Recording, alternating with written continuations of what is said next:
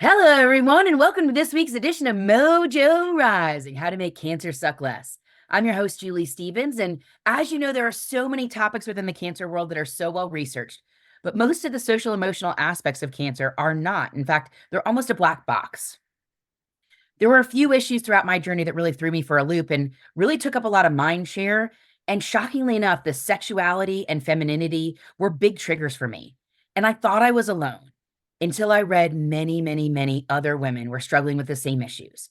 And I didn't even have breast cancer or ovarian cancer. But we all know that sex is a normal and natural part of human behavior. So I wanted to dig into this taboo topic with a real expert. And so I've invited author, keynote speaker, educator, and expert, Kristen D'Amato, to join us to really dive into this specific topic. Kristen, welcome to the podcast.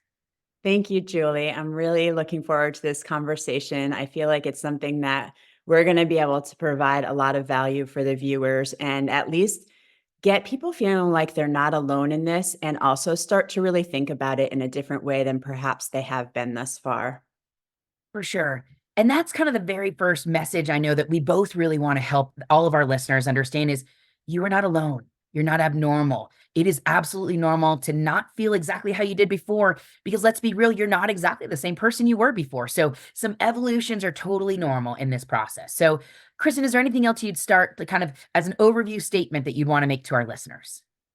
Yeah, I think one of the main things is that there's the physical part of dealing with cancer, all the treatments and all that stuff that a person goes through. And then there are, like you said, the social, emotional, and they're just as important in the healing process. And I think sometimes, the attention in conventional medicine isn't necessarily placed on that. That's not necessarily the job, right? The target is like fix the machine of the body to the best one can and then move on. And really, in my work and in my experience, to truly fix the machine of the body, there needs to be a looking at and attention to different other categories. And one of those categories is this relationship to one's sexuality, sexual power, and allowing it to be an experience where you can feel freedom and where you're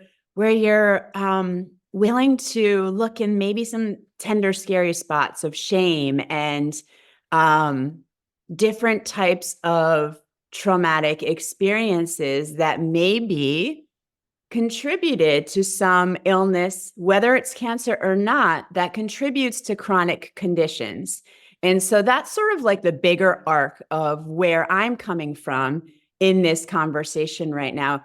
Embodying your sexual power is one aspect of this bigger umbrella picture of the way that I look at healing and relationship to the body and health. So I just kind of wanted to like set that sort of template so that people know where I'm coming from in my area of expertise as we're having this conversation. It is around sex and sexuality and intimacy, but it's also around these other facets of healing like unexpressed emotions, and there's some others as well.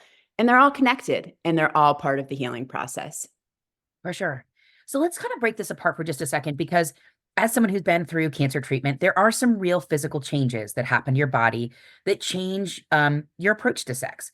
And I have done some research on Facebook groups and talking with other patients and survivors, and perhaps physical changes like dryness or hair changes or even body dysmorphic disorders, or I had a breast reduction, or I had this reconstruction, or this happened or that. So there are physical changes that really do change how you feel about intimacy and sex. So I think that's real. And let's just acknowledge that sometimes you have to dig a little deeper and find some alternatives. I laugh because there's an entire thread on what sort of lubricant you could consider using while you're in chemo or after chemo on some of the Facebook groups. So again, I know this is not just me alone, but it is okay to have to use something different. So like from a physical perspective, let's just say that you may have to evolve and pivot. You may have to buy some sexy lingerie that maybe doesn't show your scar or makes you feel more attractive or things like that to start this process and to help reinvent and find that sexuality. Would you agree with that, Kristen? Absolutely. Yeah, absolutely. And I know we're not going to necessarily focus on those pieces in this conversation.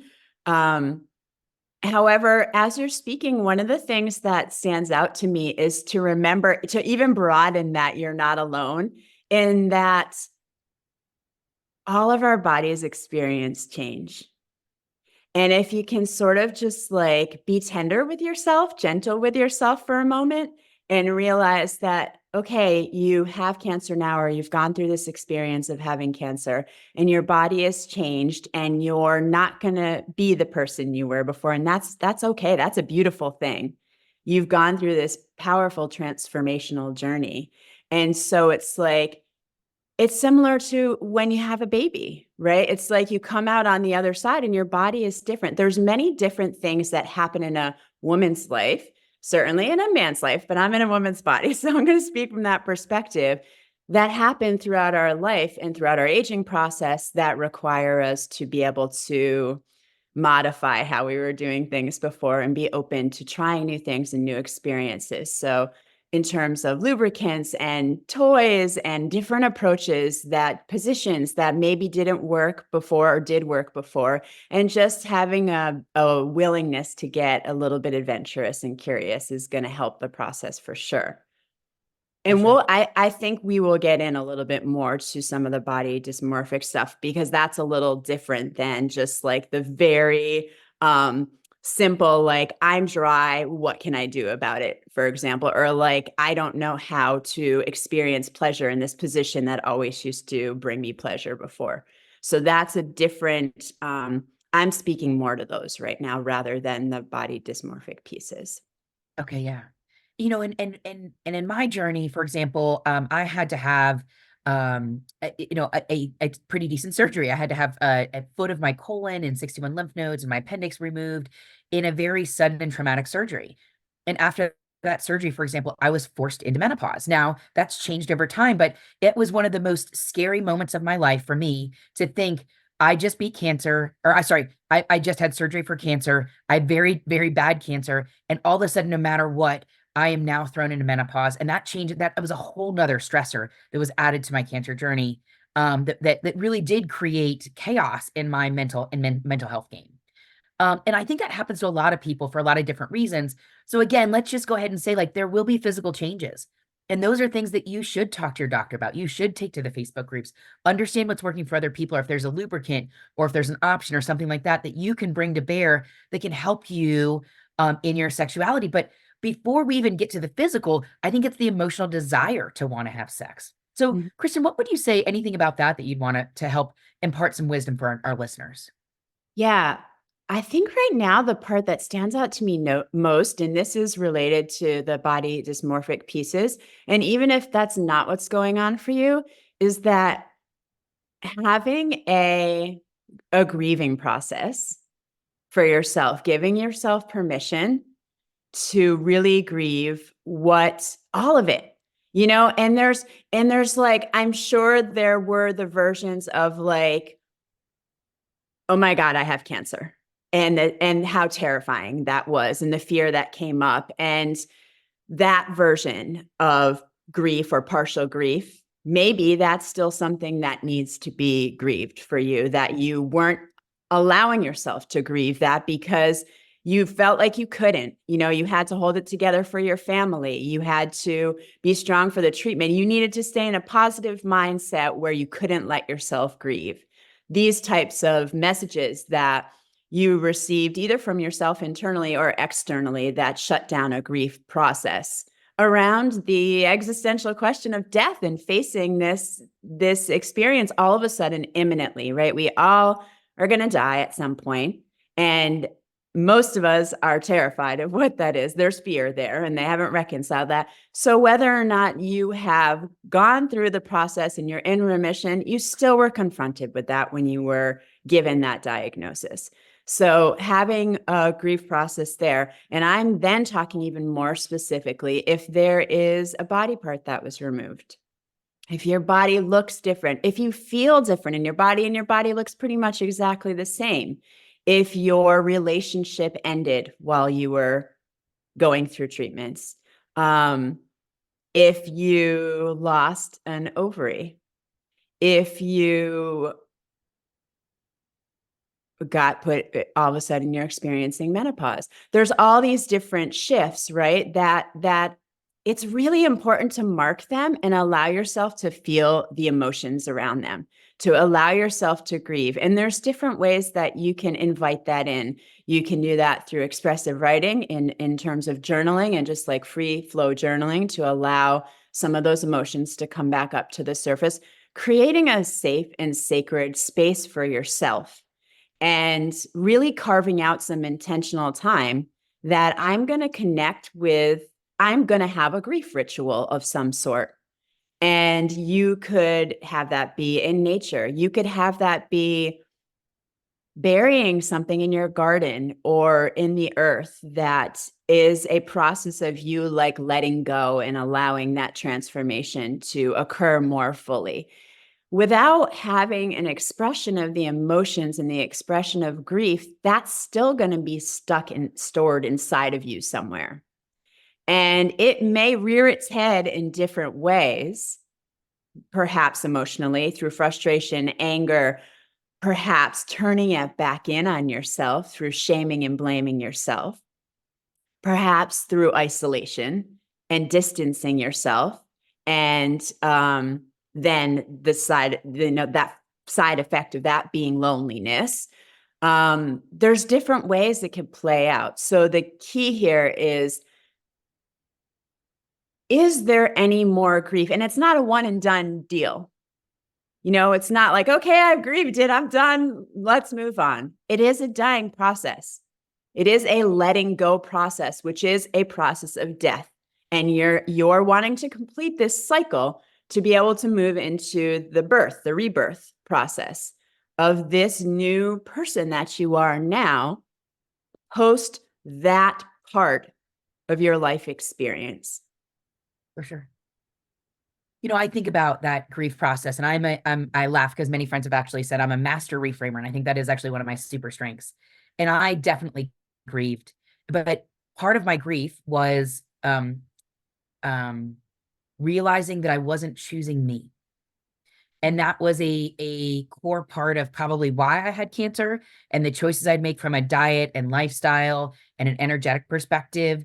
And it was also through this grief of what I thought my life, the life I thought I would have versus the life I now was going to have to embrace, was a true white space where I was able to start with, I need to choose me in all my decisions, because you have to put your life mask on before you can save someone else.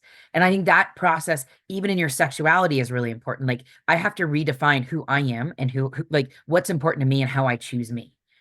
Would you agree with that? Absolutely. Absolutely. Now more than ever. Yeah. It's like, okay, you get the opportunity to do this in a different way. And what that looks like is taking the journey to get in touch with what your desires are. And I don't mean just sexual and pleasure desires, definitely that. But this is a bigger picture thing. It's all connected, right? So it's like, what do I want? Do I know what I want? And it's okay if you don't. Many don't. Many have been long disconnected from what their desires are, what they want, truly want, because they've been in these roles of caretaking others since they were children. And then you add on the societal expectations to that, cultural, all these layers onto that. And it is no surprise that we end up feeling lost and disconnected from what it is that we actually truly want and not what we feel like we're supposed to want or supposed to do. What is the life you truly want? What is the type of intimacy you truly want? What is the type of touch you truly want? What really feels good and safe and expansive and open and exhilarating? Yeah. And so taking the time on your own without a partner. If you have a partner, they're not part of this process yet. Taking the time on your own to really contemplate these questions and then explore. What does it feel? What are the parts of my body that feel really loving to me to be touched? What are the parts that feel a little more like, ooh, that feels like exciting and a little more electric, and just like slowing everything down and really tuning into what feels good to me and what doesn't. And then from there, and this can be really take a lot of courage. Then from there, starting to speak that out loud. Again, you can do it on your own first. Speak it out loud to yourself before another person's even in the equation. And start practicing what it feels like to say these words about what you want. And here you're starting to play with the boundary setting. Ultimately, it will be speaking out what you want and then stopping and saying no when you don't want it, and really narrowing that window of tolerance to hopefully zero. The faster you get to that zero tolerance space, the better for allowing things you don't want to be happening to happen. I think what you're talking about is so important, but I honestly believe that so many of our listeners won't really actually understand what you're saying. So can you break that down and give us an example? Okay, so we just have given people so far 4 steps of grieve it out. Yep. Breathe that out, choose you, personally tune into your body, and then speak it out. So when you're thinking about a way that someone would tune into their body and speak it out, can you give an example of what that could look like? Yeah. So let's see, keeping it in the realm of pleasure and sex and intimacy, since that's what this discussion is about. I have in my book, I have a gender non-specific self-pleasure exercise. And again, it's a sensual exercise more than it is a sexual exercise. It could evolve into that, but it's really more about getting in touch with your senses, your sensuality, in a way that you have curiosity about. Curiosity is key. So it's like, what are the things that, and you can break it down to one sense at a time. What are the smells that really turn me on, that I just feel my whole body like, oh God, that smells so good, where like you really take it in and you're just like, yes, that smells so good. Like we have these white roses in the neighborhood here. I stop and smell them all the time because it transports me. They're so incredible. You know, these simple gestures with food, the same thing. What is a food that eats where it's the whole experience? It's the way it feels on my tongue, in my body, on my mouth, like really slowing down enough to tune into the sensual experience you're having in a very like the minutia of that, to really start to get this nuance of what feels good, what doesn't feel good. And it's a practice that's going to allow you to start to strengthen muscles of what feels good and what doesn't feel good in other areas of your life as well, because it's an embodied experience. You're feeling it in your body. You're not thinking about it in your head. You're starting to train yourself to have your attention on, what does it feel like in my body to experience pleasure? What does it feel like? You know, like describe it to yourself. Is it warm and tingly? Do you feel electric kind of shocky feelings? Do you feel a chill through your body? Do you feel hot, warm, cold? Do you feel like an openness in your chest where you feel like you can breathe a bigger breath of air? What does it feel like for you specifically to experience pleasure in your body? And this is going to be your North Star, your guiding point as you start to bring in more complex situations like sex with another person, where there's a lot going on, but you're training yourself to pay attention to like, oh, that's what it feels like when I'm really enjoying something. And that's what it feels like when I do not like something. I feel this like tightening in my jaw. I feel this constriction in my lower back. I feel this throbbing in my head. I feel this tightness in my chest. Whatever it is for you, everyone has their unique, like the fingerprint, and some can be certainly very similar. But I'm inviting you to really explore, what does a yes this is amazing. This feels so good to me, feel like. And what does a no, absolutely not. This does not feel good. And to pay attention to what's happening in your body, not in your head, not the thoughts in your mind. Those can be deceptive, filled with all the other people's shoulds and all the beliefs. Your body, pay attention to what's going on in your body. I think that's so interesting. And one of the things that I am still working on, to be honest, is the reconnection between self and body. And I'll give you an example. On a podcast a few podcasts ago, a chiropractor, Dr. Wade Port, said, we think of ourselves as our body, but if someone was in a war crime or in a war issue and lost their legs, it doesn't make them half of a person. It still makes them half of a whole person. And so when I was diagnosed, I kind of hated my body. Yeah. I hated my body because it created cancer, because it was willing to kill me. And so to reconnect myself and really understand, your body is the temple that your soul lives in. Both of those things have to be connected. That's part of the healing process. So I think this is all part of that. And what you were just describing with the senses and actually allowing yourself to live in joy and feel those senses is such a wonderful way to reconnect that mind and body in a really cool way as well.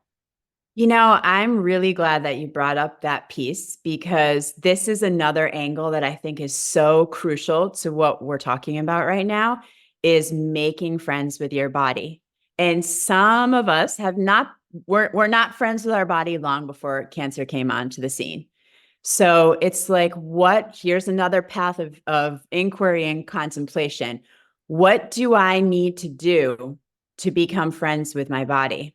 And all the stuff we're talking about, I really want you to be gentle with yourselves and asking these questions and not be pushy, not like to be patient and not feel like you've done something wrong if the answers are not emerging right away, or if you don't know what feels good or doesn't feel good, to just like come at this again and again with a child's mind, with curiosity and gentleness and no pressure, and just kind of, if it's not working for you, if you're trying it in a certain moment and you feel yourself getting flustered or agitated or annoyed with yourself, anything like that, stop.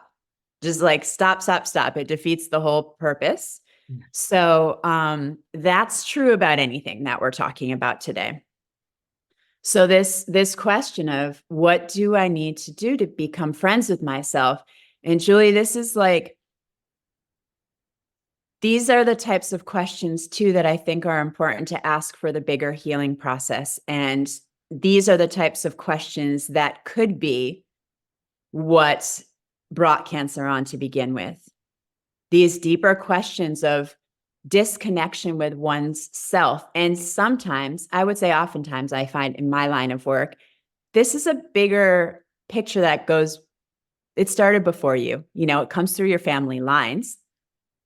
There's a lineage aspect that's transferred down as well, in terms of these ways we treat ourselves and what's been modeled, and how we learn to be women, how we learn to be men, all of these types of things that are big concepts, and distilling it down to like these really simple questions for yourself to explore. What do I need right now to become friends with my body and not hate my body, or if it's a body part? And my suggestion for that, to start exploring, is to start talking to your body. Your body is an incredible well of wisdom. And this also is a huge part of my work, is learning how to listen and decipher the language of your body. Our bodies are speaking to us all the time. They're giving us cues all the time. They're not our enemies. They're incredible miracles. And I know it feels like they're our enemies sometimes. And to be able to sort of reframe, shift the perspective of like, you're in this together with your body. It's not trying to hurt you.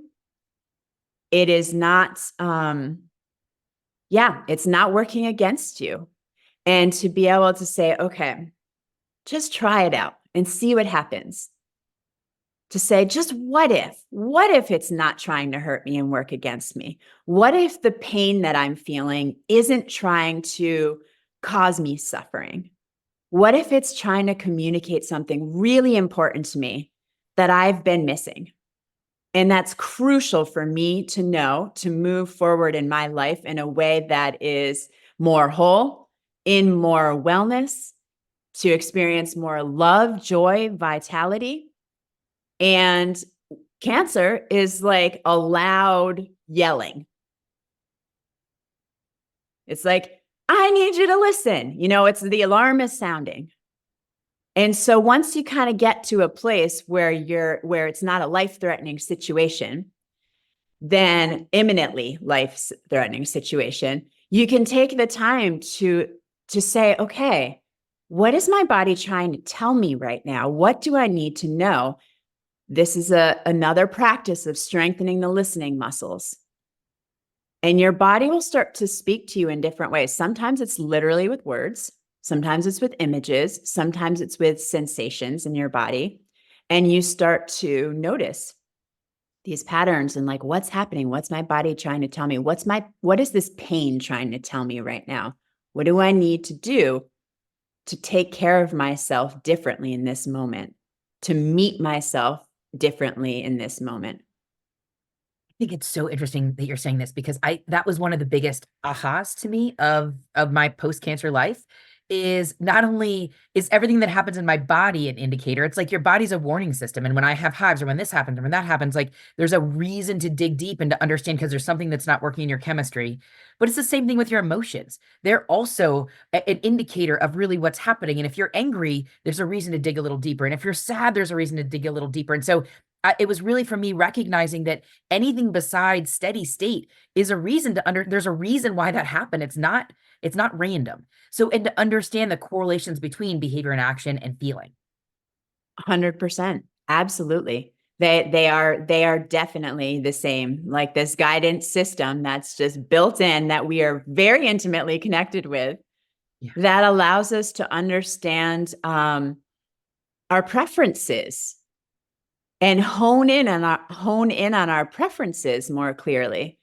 And the more that we get curious and are willing to listen to those preferences, the more we're going to be able to access this flow state, this fluid state that is more harmonious, that allows us to experience a lot more joy and pleasure and love and all the good feeling things. for sure.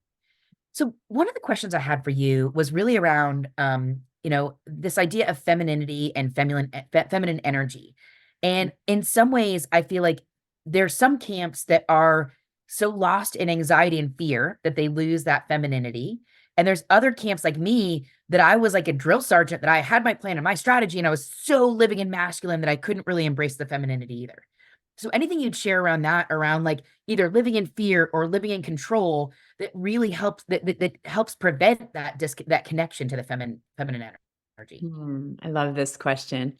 Before I respond, I'm curious to ask you, what if anything did you do to rebalance the equation of like being the drill sergeant and welcome in more feminine energy? Every one of us has our masculine and feminine energy, right? So it doesn't matter what body we're in. It's like we both have those components alive within us. And so I'm curious if you found a way to invite the feminine in more fully and balance that equation. For me, it was finding my flow. It's dancing. It's for me, it is I could stop being in control and building my strategy and so on top of it. And so, I mean, I upended every part of my life, my diet, my exercise, how I behave, everything I did. But the moment I could lose myself in time and just joy is Mm. dancing. And so as soon as I would do that, would find myself moving my body and reconnecting my mind and my soul. And that's how I was able to rediscover some femininity, is allowing myself some downtime that was spent in joy. It's not spent in fear. It's not spent in anxiety. I'm not trying to please someone else. It's just about me. Yeah, that's beautiful.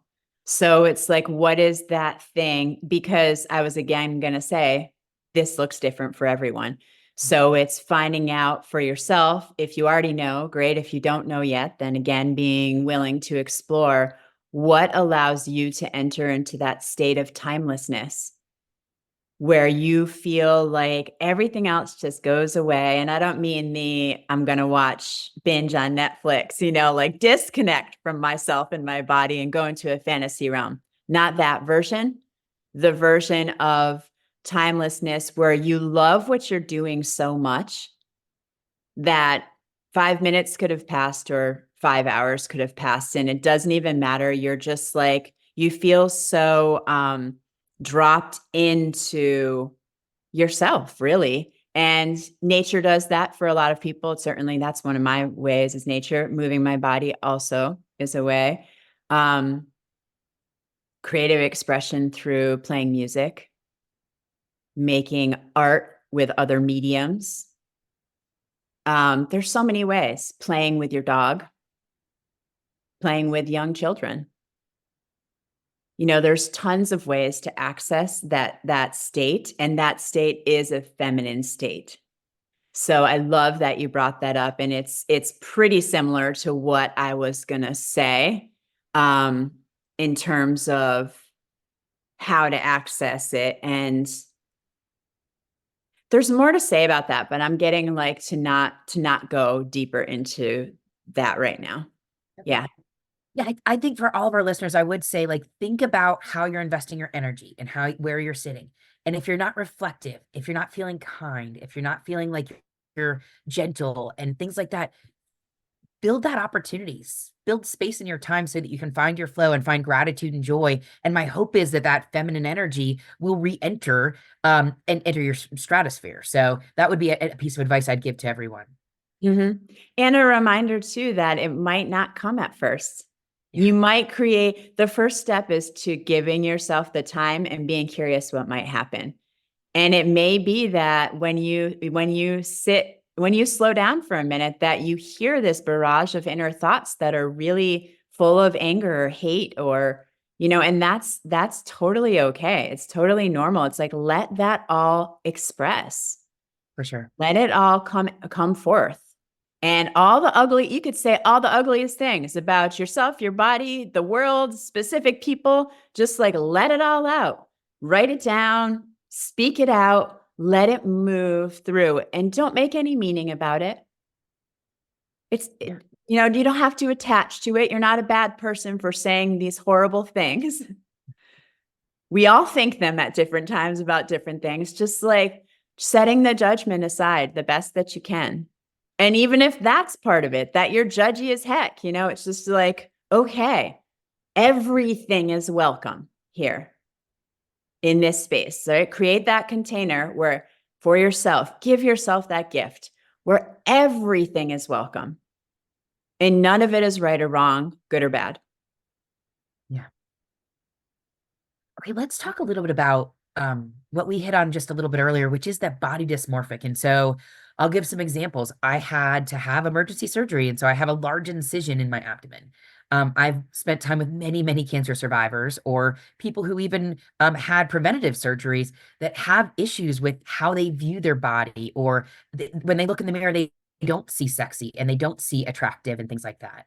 So, and that is a big challenge to me, because we are, sexiness or looks are only applicable in the first few moments of meeting someone, and then their energy almost always takes over, and we forget that when we think about ourselves.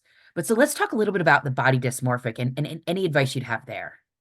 Yeah, I would go with some of the things we've talked about already, and I would start with the grieving process for how your body has changed and is different than it was, and that it's not going to be what it was before.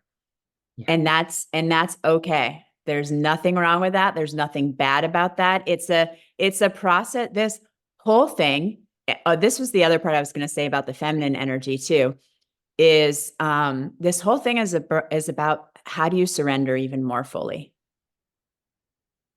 Yeah. So this is true in all these conversations we're having. It's true. It's like, how do we surrender to life more fully? And I mean like an active surrender, a conscious surrender where you're choosing surrender, not a deflated, I don't have any, not that deflated where it's coming from a victim place of just like, I don't have any other choice. I just have to tolerate this. And let it happen to me. Not at all that version. The version of surrender that's very conscious, very chosen, very empowered, very powerful, and really beautiful. And this is a lifelong journey that I have been on and I'm still on. Of like, how do you let go of control just a little bit more, just a little bit more? So with your body changing from this experience that was in some cases a traumatic experience, there needs to be a grieving process. And so allowing yourself, or maybe multiple grieving processes, multiple times, right? We said it's not just a fixed one and done deal. And then how can I become friends with my body? How can I become friends with that scar? What stories am I holding on to right now about this scar? What meaning am I making about this scar? And let those expressions come out. Oh, I'm ugly. No one's going to want me.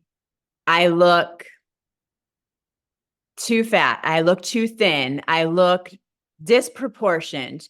Any of these stories that are circling around in your head, let them have a voice. Yeah. Not attached to them, but let them come out so that they can be expressed. And then there's going to be a version of starting to rebuild relationship with your body as it is now. How do I become friends with my body? There's different healing practices that you can do with visualization and listening to your body in a different way. There's lots of different practices you can do to start to shift that to a positive relationship to your body rather than a negative one. And ultimately, it's like, how do you come to love yourself and through acceptance? For sure. So that's what your home base is. And then that's what's then reflecting out into the world. And that's what you're bringing into sexual intimacy with another. For sure. Okay, let's hit on another big topic that I've heard of, and that is the difference between I may or may not feel like it, but my partner has needs too. And that need to please or my need to, I just want to have some sense of normalcy and make them feel like I'm not dying or I'm not frail or things like that. And it's that not for me, but for others, this is something, an act I just need to do. So how would you talk about that with someone who's kind of facing a diagnosis? Mm-hmm. I would highly recommend never doing an act that you don't want to do. I would start with that and really honoring your needs. And I would say, especially if you're going through a situation like this. I don't even want to say especially, because honestly, I want everyone to work toward that, no matter what your situation is, to just like stop doing the things that you do not want to be doing sexually. Yeah. And cultivate communication skills, you and your partner both, to get better and better at communicating with each other so that you can come to some sort of, there's so many ways to achieve sensation, pleasure, and sexual satisfaction. If one doesn't work for you, but the other one wants it, talk about it. Like maybe it's just the timing thing and that moment it doesn't work for you. Maybe it's something that never works for you, at least as far as you can tell. It's like the communication is key, and to just bulldoze over and do something that you don't want to do to satisfy your partner because you're afraid they're going to leave or any of these types of things, that's just not going to have the end result ever that is going to be one that is healthy and vibrant and loving for either one of you. It's a disservice to both parties. So just saying that, but also it's so important to prioritize your needs when you're going through this experience. It's so important for you to speak up and say, no, that doesn't work for me right now, and make a suggestion about another way that could work for you right now. And if that's not actually having sex, is there another way that you can share intimacy with that person that It's so can satisfy something in that moment? And um, this is something that's easier said than done. yeah, You know, it's not, I'm reminded again of, I'm a mom. So like, I'm reminded again of like right after you have a baby and you're just like, your hormones are all over the place and your body's healing and it feels different and you're completely different. And, you know, it's just like, this is a tense moment where you're just like, oh my gosh, yeah, you know, I feel kind of like I have to do this right now so that the other partner can have satisfaction. But it is so far from what I want to be doing right now. And it's like, this is not, it's not an easy thing to set that boundary sometimes but and to do it consistently. I think it's not only the boundary, because that's one thing, but it's the guilt.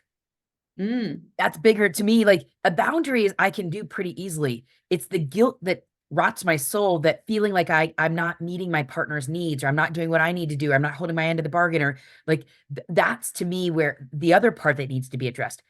You don't owe anyone anything, even if you are married to them from a yep. sexual perspective. That is a gift every single time, and it's something we should be grateful for. And so it's not something that you should ever hold guilt that you can or cannot perform a sexual act. And I will say, I felt it during my cancer journey. You know, I felt like I couldn't do this or I couldn't do that after surgery. And how ridiculous it is now that I have had a year and a half to reflect on that, to think in that moment I felt bad that I couldn't perform a sexual act after surgery. What am I thinking? You know? Yeah. Yeah. We can be very hard on ourselves, Yeah, very hard on ourselves, and to invite a lot more tenderness in relationship to ourselves. for And, sure. you know, gentleness and tenderness, and like, take yourself out of yourself for a minute and think, what would I, if this were my friend who were telling me this right now, what advice would I give that friend? Would I tell them, sorry, buck up and go do it? You know, what advice would I give them? And what loving advice would I give them? Because maybe you would give them that advice if you're afraid, you know, that, oh, he's going to leave you, you know, so like, let's just add that piece in there. What loving advice would I give to my friend who were in a similar situation? And can I receive that advice for myself, from myself, for myself? You know, it's funny you say that, because I actually had that exact, like, I had a role play in my mind of me giving myself feedback, and I'll just be totally transparent and vulnerable. I'd had a relationship for 10 years as I went into cancer, on and off for 10 years. So it was on and off. And went in thinking I was going to have someone that stood by me. And by the second chemotherapy, I realized I had to break up with them. And I had to deal with the trauma of realizing I would rather never have sex again, because that's really the decision, and never have the intimacy, than to allow someone to treat me in a way that wasn't worthy of what I deserved. And that was so hard in the middle of all that trauma to choose me. But I think it also was the strongest, the pinnacle, and the moment of change where I was not going to allow someone to talk down to me, or not going to allow that. And the fear of never having sex again, because I thought I was stage 4 and dying and all those fun things, was pretty real. But I was willing to give that up because I deserve better, and what I needed. And so I just mentioned that to say, like, sometimes you do have to choose you, and sometimes you do have to work through your fear. I'm much happier on the other side. So I certainly would encourage everyone to make that same decision, but don't allow that fear of sexuality. If someone's going to leave you because you're not having sex when you have cancer, GFY. You know, like, hell no, that's not how we behave to our partners and our friends. So I think that, but that mental talk track of actually saying the things out loud and realizing what I had just said out loud and giving myself the advice back that I would give to a friend was extremely helpful. Mm. Yeah. And that's an act of incredible courage that you did to make that decision.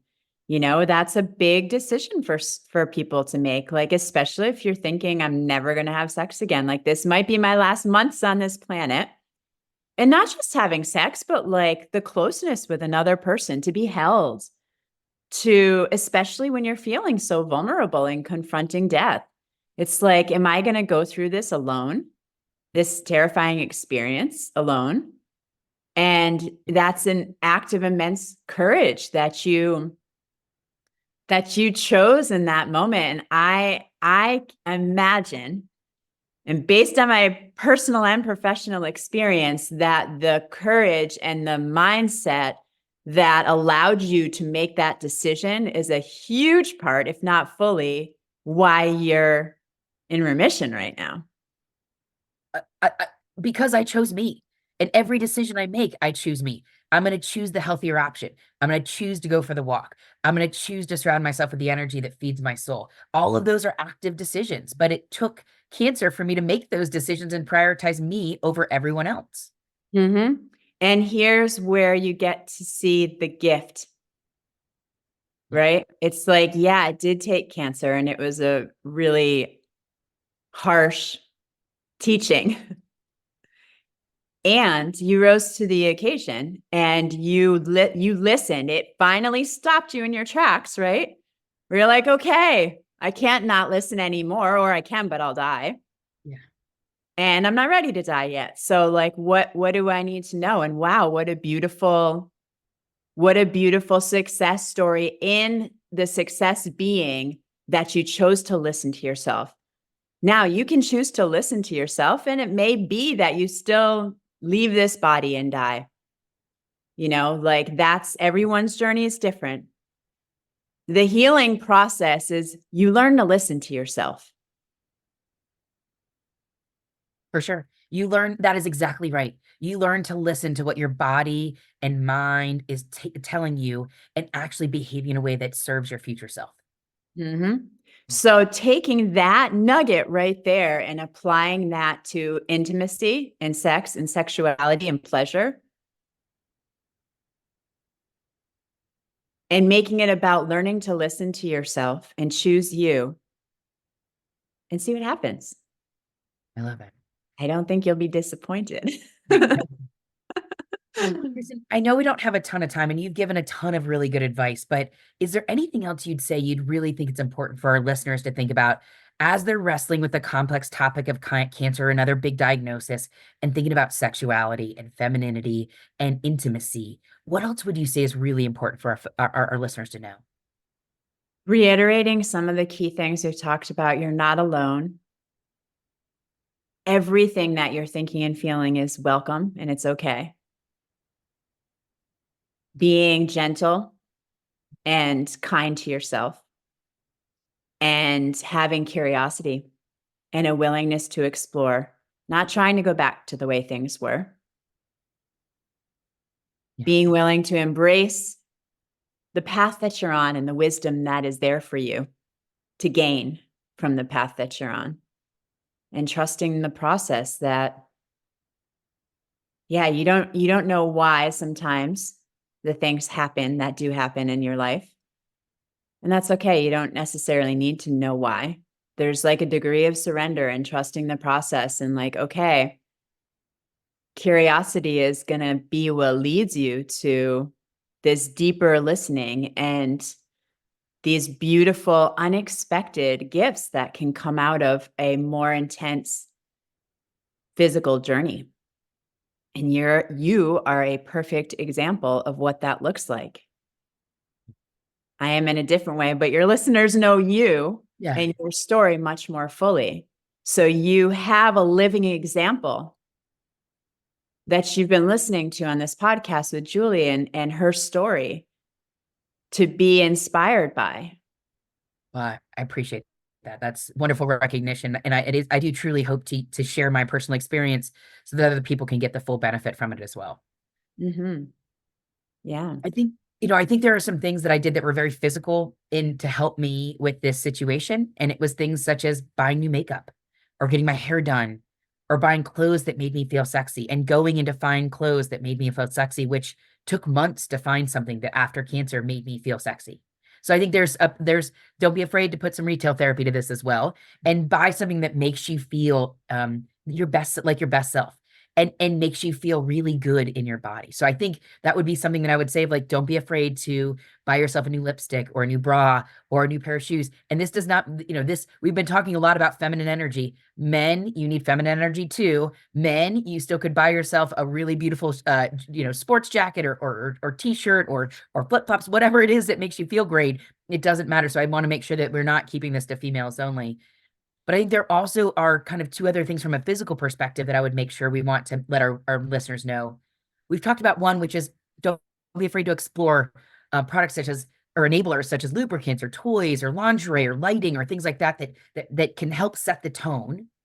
But also, you may want to talk to your doctor or naturopath or herbalist to say, hey, let's check my hormone panels or let's check my blood levels because there may be something else here that's driving into this as well. So, from a physical perspective, like don't be afraid of some retail therapy and don't be afraid to set the mood and set the stage, but also make sure your body is physically in its best shape. And you may need to have some hormone replacement or things like that, depending on what's happened with your cancer experience as well.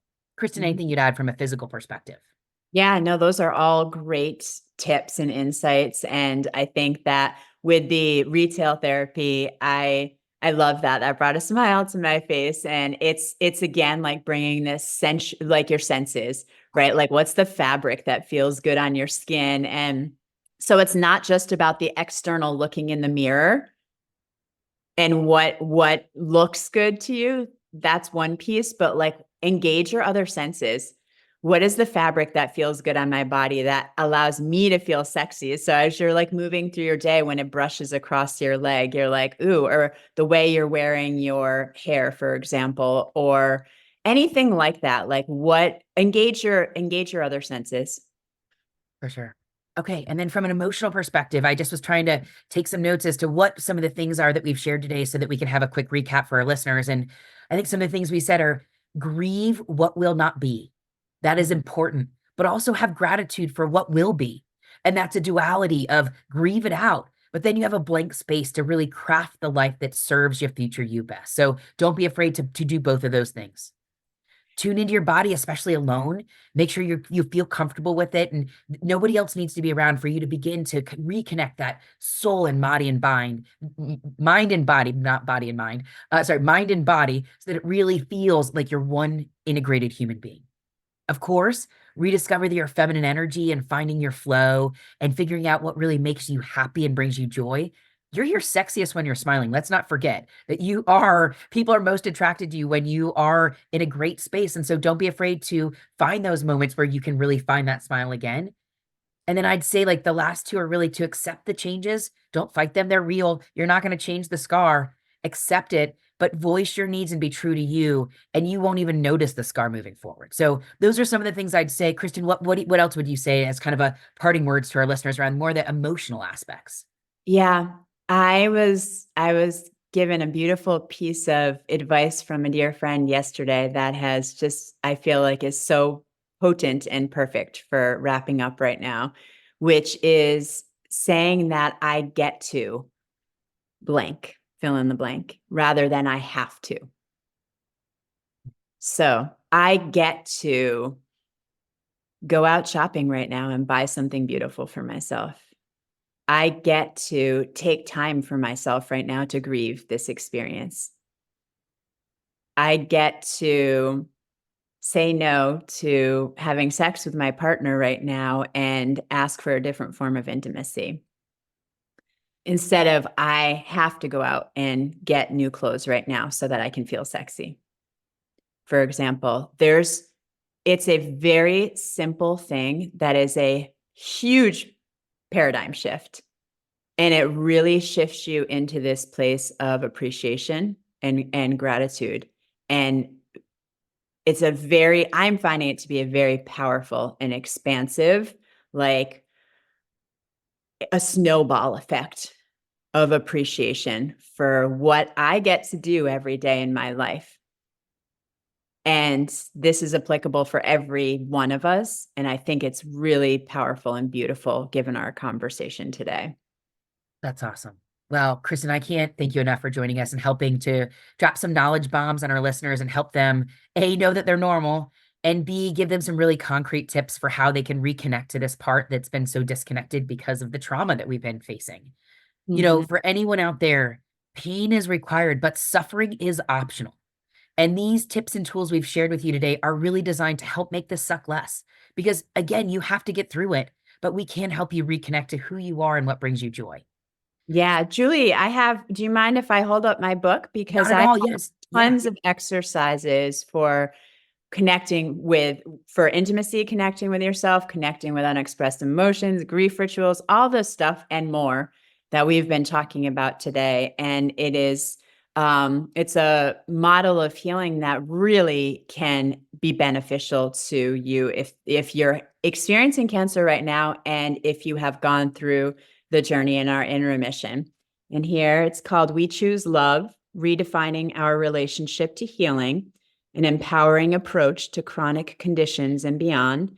And you can get it on any of the sites, Amazon, Barnes and Noble, other booksellers. And yeah, there's tons of exercises, very simple, accessible reading, and tons of exercises to be able to work with some of what we've been talking about today, or all of what we've been talking about today, actually.